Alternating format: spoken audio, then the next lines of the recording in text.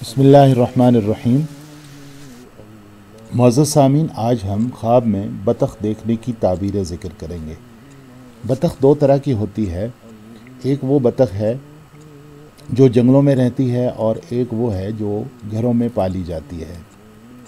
जंगलों में रहने वाली बतख को फिर हम दो तरह उनकी ताबीरें बयान करेंगे।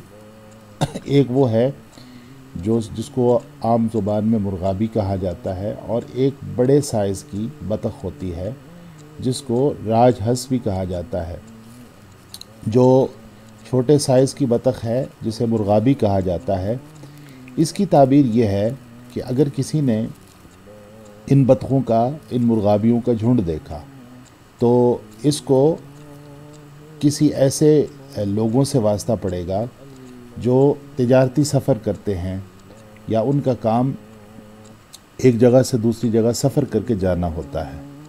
अगर इसने उनसे कोई चीज़ हासिल की है तो ये उन लोगों के साथ तिजारत करेगा और उनसे कोई चीज़ हासिल करेगा।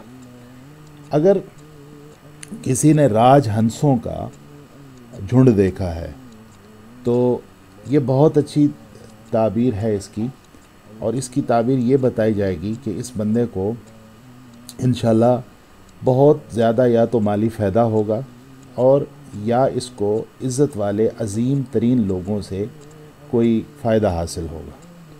और अगर किसी ने देखा कि वो राजहंस या बड़ी बतख के ऊपर बैठ के हवा में उड़ान भर रहा है तो उसको हवाई जहाज़ का सफ़र करेगा वो।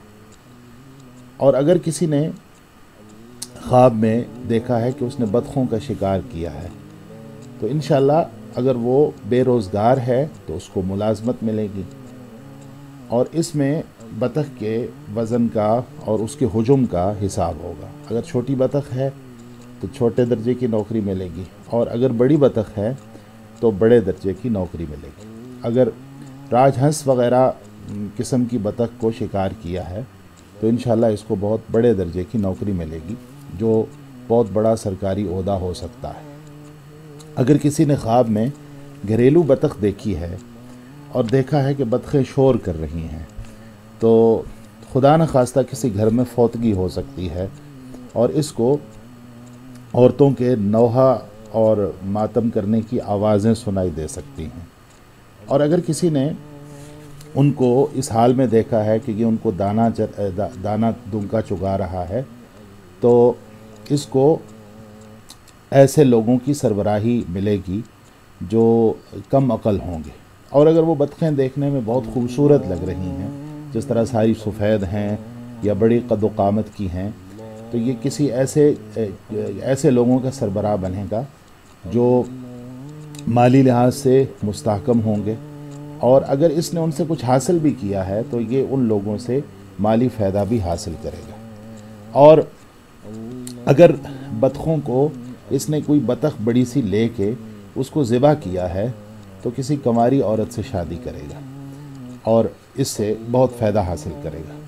अगर बतख को गर्दन बतख की ज़िबा करते हुए तन से जुदा कर दी है तो अपनी बीवी को तलाक़ दे सकता है। और अगर इसके ताल्लुकात अच्छे नहीं हैं तो इसके ताल्लुकात इंतहा को पहुंच जाएंगे और तलाक़ हो जाएगी।